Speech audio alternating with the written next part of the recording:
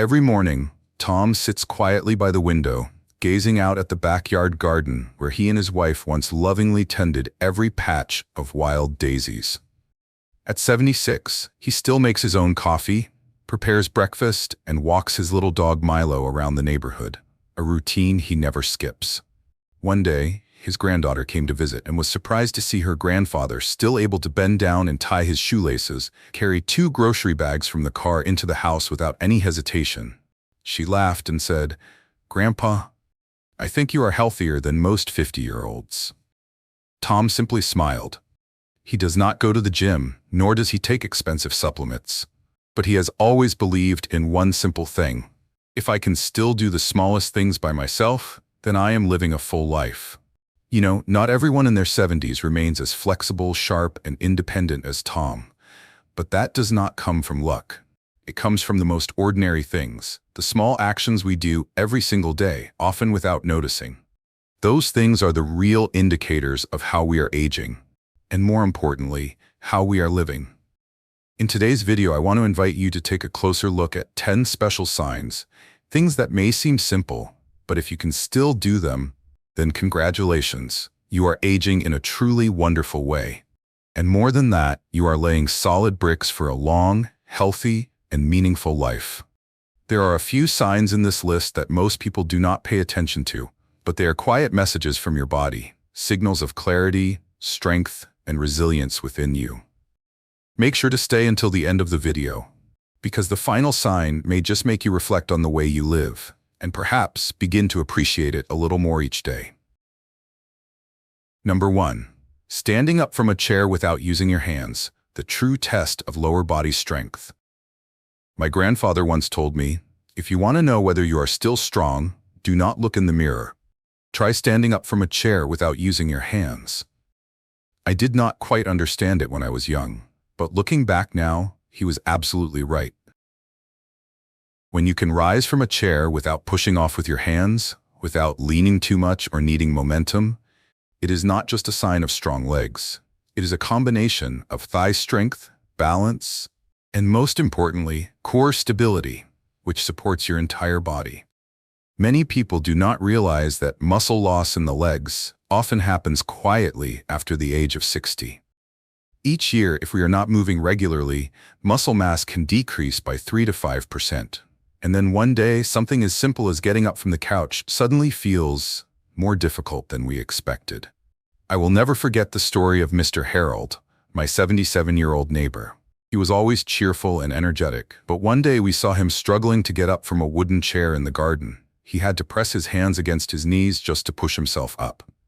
He told us, "For a moment there, I really felt old, just because of that chair." But he did not give up.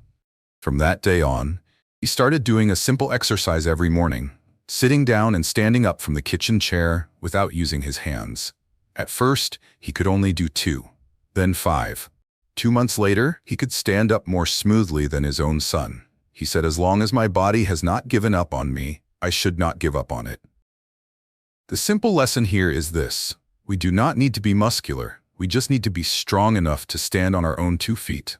That is how the body tells us, "I am still steady, you can count on me." So next time you stand up from a chair, pay attention. Can you do it without using your hands? If you can, congratulations. Your legs are serving you beautifully. But if you find it a bit difficult, do not worry. Muscle can be rebuilt whether you are 70 or 80. What matters most is this: start, stay consistent, and believe that you can do it. And really, standing up is just part of the picture. There's another sign, just as simple, but it reveals a lot about your health. It is how you walk. Can you walk briskly without getting winded? The answer may say more about your heart than you think. I will share more about that right after this. Number 2, walking with a brisk pace. More than just a walk, it's a lifespan predictor. My grandfather used to joke, if someone is walking behind me and cannot keep up, maybe they are younger, but not stronger. Everyone would laugh, but there is actually a fascinating truth behind that joke. The way we walk can reveal more about our health than our age or weight ever could. Walking is something we all do every day. It is so familiar, but being able to walk at a brisk pace comfortably, without needing to stop, without gasping for breath. That is something special. When you can walk faster than average while still holding a conversation easily, without getting winded, it means your heart is strong, your lungs are working well, and your body has more endurance than most people your age. I remember Mr. William, my grandfather's close friend. He is 74 now, and he used to walk every morning around the park near his house. But one day he said, "It is strange. I feel like one lap takes longer, and my legs feel heavier." Even more concerning, he started needing to stop mid-walk, just to catch his breath. Realizing something was off, he began timing his walking speed with a simple method, pacing a short distance and using a stopwatch. Each week, he would try to walk just a bit faster. After a few months, not only was he walking with more ease, but his mood also became noticeably more positive. He said, "Being able to walk fast again, it feels like I am living differently."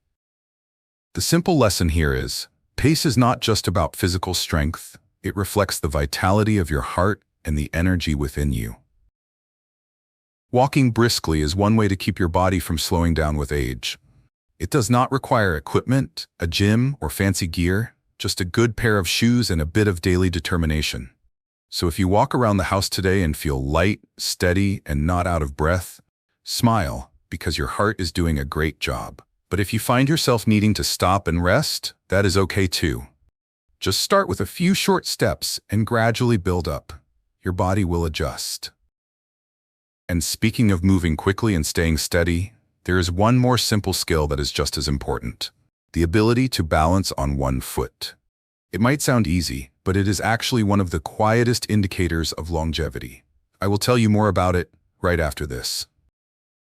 Number 3. Balancing on one foot for 10 seconds, your inner compass of longevity. Do you remember when we were kids? We used to play that game where we stood on one foot to see who could last the longest. Whoever lost their balance first would lose. Back then, it was just a game, but now I realize it was actually a hidden health check that required no doctor at all. Balancing on one foot for 10 seconds sounds simple, but in reality, it requires an entire system to work together. Your brain, inner ear, vision, and all the small muscles in your feet and legs. If any part of that system weakens, whether due to age, lack of activity, or simply spending more time sitting than standing, your balance begins to slip, often quietly and unnoticed. I remember Mr. Frank, our old neighbor, a man who was always energetic. But one day, while putting on his pants, he stumbled slightly. He had lost his balance when lifting one foot. He thought it was just fatigue, but after it happened a few more times, he started to worry. Instead of ignoring it, he faced it head-on. Every morning, he practiced balancing on one foot while brushing his teeth. At first, he could barely make it to 3 seconds before wobbling. But after 2 weeks, he hit 10 seconds, then 15. And what was amazing was that not only could he stand steadier, but he felt more confident stepping off curbs, getting on the bus, or navigating crowded markets.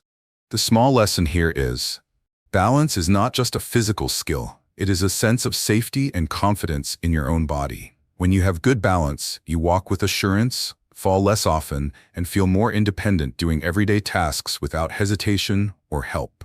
If you would like to try it, just stand near a sturdy chair or table, gently lift one foot, and see how long you can hold it.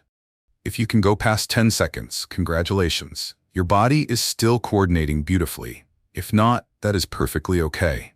The body learns quickly. With a little daily consistency, your stability will return.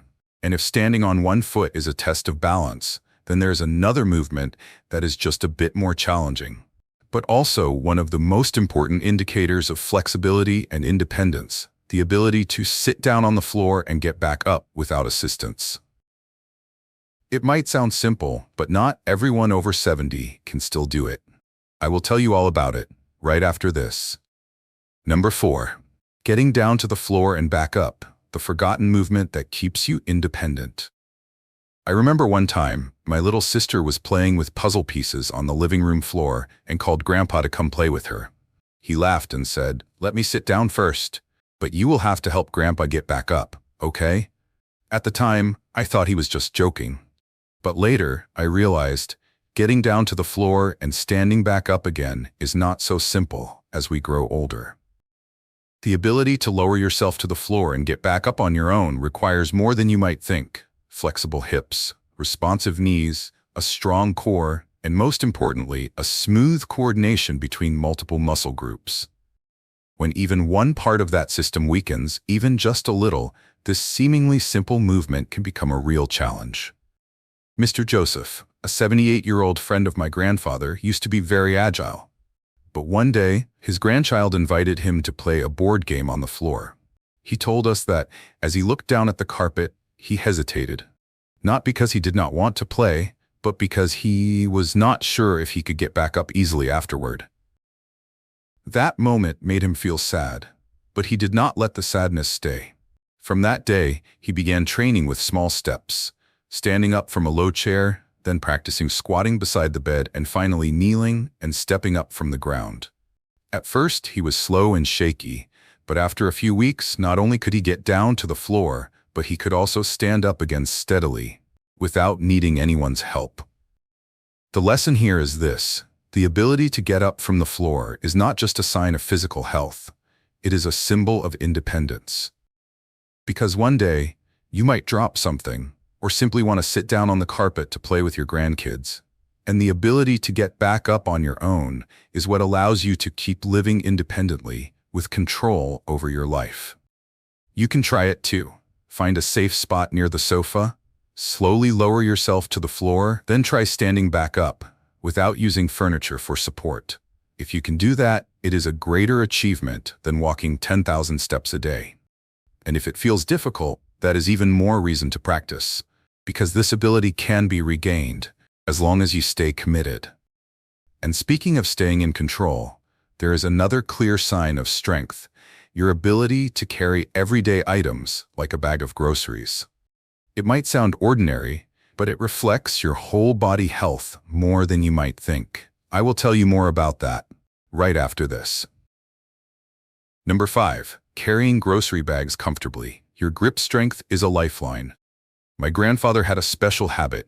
Every time he came back from the supermarket, he would insist on carrying all the bags from the car into the house by himself. He used to say, "As long as I can carry these bags with my own hands, I know I am still healthy." Back then, I thought he was just being stubborn. But now I understand. Hand strength, especially grip strength, is one of the quietest yet most powerful indicators of longevity. When you can carry a full grocery bag without feeling strained or needing to stop for a break, it means your arms, shoulders, back, and even your core muscles are still working well. Most people do not pay much attention to this. Many simply think, "My hands are getting weak because I'm getting older." But in reality, declining grip strength can be one of the first signs of overall muscle loss. And according to many studies, people with weaker grip strength have a higher risk of heart disease, loss of balance, and even shortened life expectancy. Mr. Richard, an old neighbor of ours, once experienced this firsthand. It was a normal day. He went to the store and bought just a few things, but when he tried to carry the bag up the steps, he had to stop and set it down, gasping for air. He told me, "I felt like I had aged 10 years in just one morning." But instead of staying discouraged, he took action. He began by squeezing a rubber ball every evening while watching TV, then moved on to lifting small water bottles each morning. Not long after, he was able to carry grocery bags again without stopping. And more than that, he felt quicker and more capable in everyday tasks, from opening jars to closing the car door. The lesson here is, grip strength is not just about carrying a bag of groceries. It is a symbol of independence, a sign that you can still hold on to the little things in life without needing help. And the best part is, no matter your age, grip strength can absolutely be rebuilt, as long as you stay consistent and patient. Think about the last time you carried groceries home. How did it feel? If it was easy, that is wonderful. But if your hands trembled a bit or your shoulders felt sore, that is a sign it might be time to gently ease back into strength training, starting today. And if carrying a grocery bag is a test of upper body strength, then climbing stairs is one of the best tests for your heart, lungs, and leg power. It sounds simple, but it can reveal a lot about what is going on inside your body. I will explain more right after this. Number 6. Climbing stairs without stopping. The simplest heart check you can do at home. I still remember when I was a child, every time I ran upstairs to grab something for Mom, just a few steps would leave me breathless, heart pounding. But Grandpa would walk up the stairs slowly and steadily, never needing a break. Back then, I just thought he was used to it. But now, I understand. Being able to climb stairs without stopping is one of the most natural and revealing tests for your heart and lungs. Unlike walking on flat ground, climbing stairs requires your leg muscles to lift your whole body, while your heart and lungs work harder to circulate blood and oxygen throughout. If any of these systems, your heart, lungs, or legs, begin to weaken, even just a few steps can feel exhausting. Mr. George, one of Grandpa's closest friends, was someone who never avoided stairs. But one day, while visiting a friend's house with a tall staircase, he tried going up and had to stop halfway, heart pounding, holding onto the handrail. That moment made him pause and reflect. He realized that lately he had been choosing elevators more often or making excuses like "my knees hurt" to avoid stairs. But instead of ignoring the signs, he took action. Each day, he practiced going up just 5 steps, then gradually added more. After 3 weeks, he could climb a full flight without stopping, without holding on, and most importantly, he was no longer afraid. The small lesson here is, climbing stairs is not just a heart health test, it is a confidence check. If your body can still handle that upward slope, it means your heart is strong, your lungs are capable, your legs still have power, and you are still living actively, not avoiding life. If you want to try, just find a staircase with about 10 steps, at home or in the park. Walk up at a steady pace, no need to rush, and simply notice how you feel. If you reach the top without getting winded or needing to pause, then congratulations. But if you feel your heart racing or your legs tiring, that is your body's way of saying, it might be time to start paying more attention to your endurance and cardiovascular health from today. And the truth is, even if your heart is strong, your lungs are healthy, and your legs are quick, that is still not enough, Grandpa, Grandma. There is something even more precious than physical strength, and that is memory. Because if you can still clearly recall recent conversations, familiar faces, and the little details of everyday life, then that is a sign that your mind is still bright and you are still truly alive. I will share more about that right after this. Number 7. Remembering names, dates, and conversations. How to keep a sharp mind past 70. Do you remember, Grandpa, Grandma, when we were little and forgot our school bags or left our scarves at school? You used to say, "Next time you forget again, I'll make you memorize the names of all our relatives." We would laugh, but you really did remember. Every birthday, every little comment from months before. And now, every time you still recall the neighbor girl's name or the month Uncle Hi last visited, I feel so much admiration.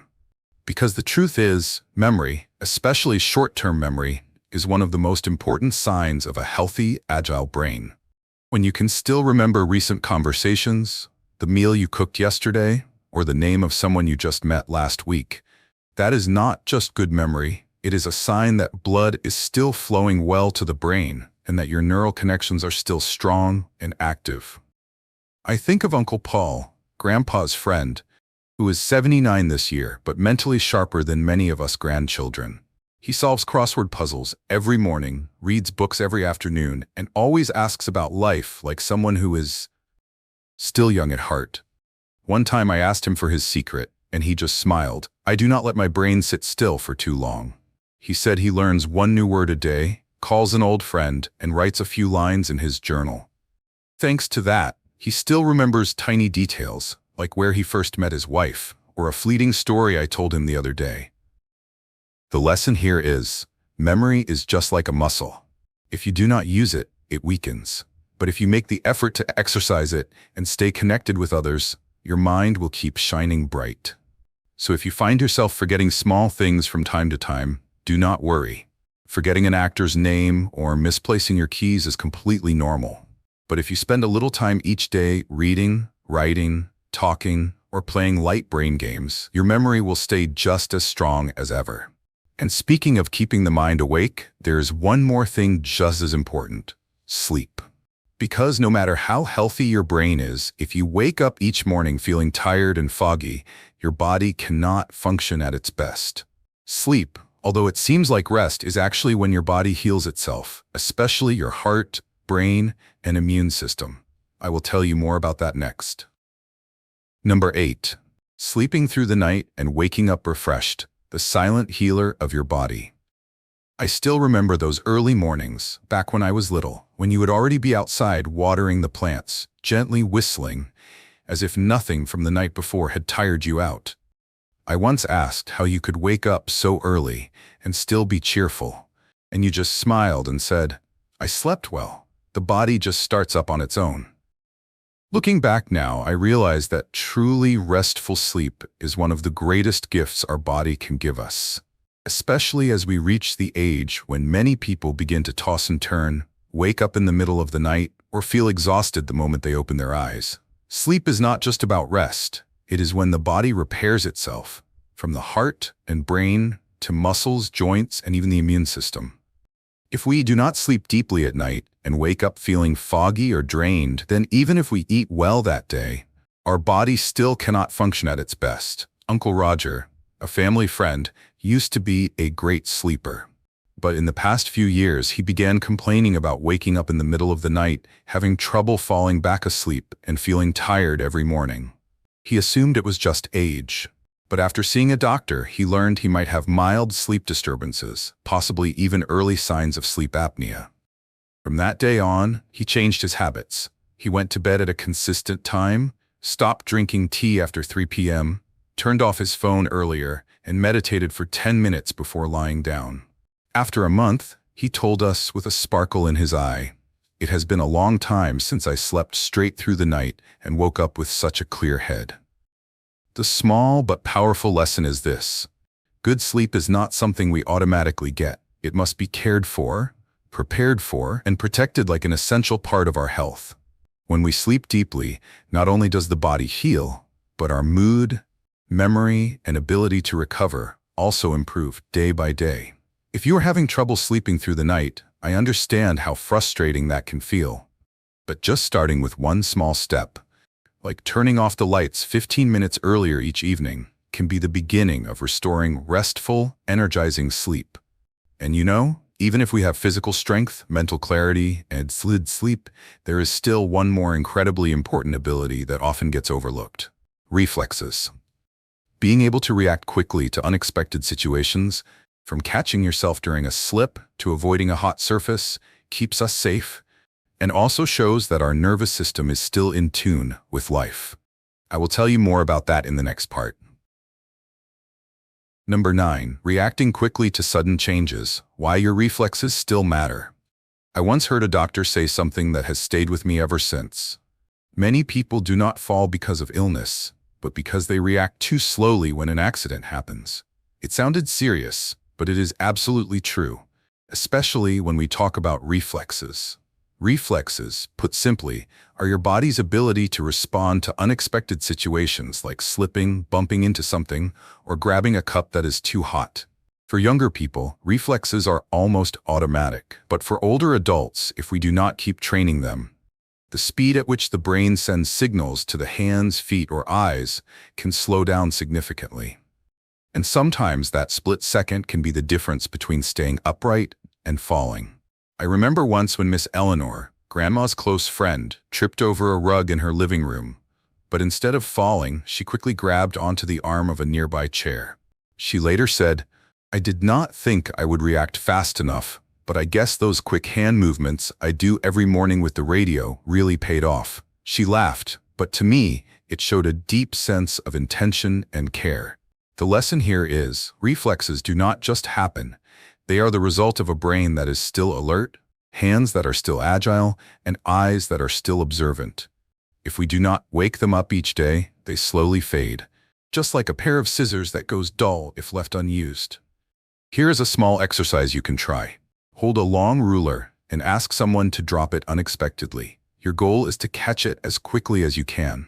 Every time you grab it in time, it is a positive sign that your nervous system is still firing well. And if you miss, that is okay too. What matters is that you are actively working to sharpen it again. And after everything, having a strong body, a healthy heart, a sharp memory, and quick reflexes, there is still one final thing that I believe is just as valuable as all the rest. Connection. If each day you are still having conversations, still listening, still being called by your name with love, then you are still living fully with purpose. That's what I want to share with you in the next section. Number 10. Being socially active and emotionally connected, the hidden fuel for longevity. I truly believe there is something that cannot be measured by any machine, yet it deeply affects our health and longevity, and that is emotional connection. When you talk with old friends, call to check in on family, or simply share a meal with your loved ones, those small moments are actually powerful medicine for the spirit, the heart, and even your lifespan. Scientists have studied this and found that people who maintain regular social connections, whether in person or over the phone, tend to have better health, stronger immune systems, and significantly lower risks of depression and memory decline. Do you remember Mrs. Margaret at the end of the street? She is 84 now and lives alone, but every morning she steps outside, greets passersby with a smile, chats briefly with the mailman, and sits down to handwrite letters to old friends each week. Once I asked her why, and she said, "I am not afraid of being alone. I am afraid of having no one to talk to." And I believe it is because her heart remains open to others that she lives so well and so peacefully. The small but powerful lesson here is, health is not just about your heartbeat or blood pressure. It also lives in the warmth you feel each day. It is in a loved one's gaze, in a hug, or in a simple phone call. When your heart is still connected to someone, your soul will not feel lonely, and your body will have one more reason to stay strong. So if lately you have not spoken much with friends or seen your grandchildren, I hope you will open that old address book, call a longtime friend, or simply sit down and share a memory with us, your children and grandchildren. These connections do not fade with time, as long as we keep them warm. If you have stayed with me all the way to this point, I want to offer my deepest thanks. Thank you for taking the time to listen. But more importantly, thank you for continuing to care for yourself, little by little, each and every day. Because that alone is already proof that you are choosing to live fully, with each breath, each step, and every simple, precious moment. I know, no one can turn back time. We do not need to be young again. We just need to be healthy, so we can still hold the hands of those we love, take walks in the morning sun, and smile as we remember the beautiful memories of our lives. And if today you realize that you still have some of those signs, or you are ready to start building them again, then congratulations, because that is the best gift I could ever wish for someone I care about. Now, if any part of the 10 signs we talked about resonated with you, made you smile, or gave you something to reflect on, please comment the corresponding number below, so we know you are living well and meaningfully, one day at a time. And if this video made you think of someone, a friend, a loved one, a neighbor who might need a little encouragement, please share this video with them. Sometimes, just one warm message can brighten an entire day for someone else. Thank you so much for listening to me today. I wish you a peaceful, healthy day. And please remember, someone out there believes in you, loves you, and appreciates you every single day. Take care, and I will see you in the next video.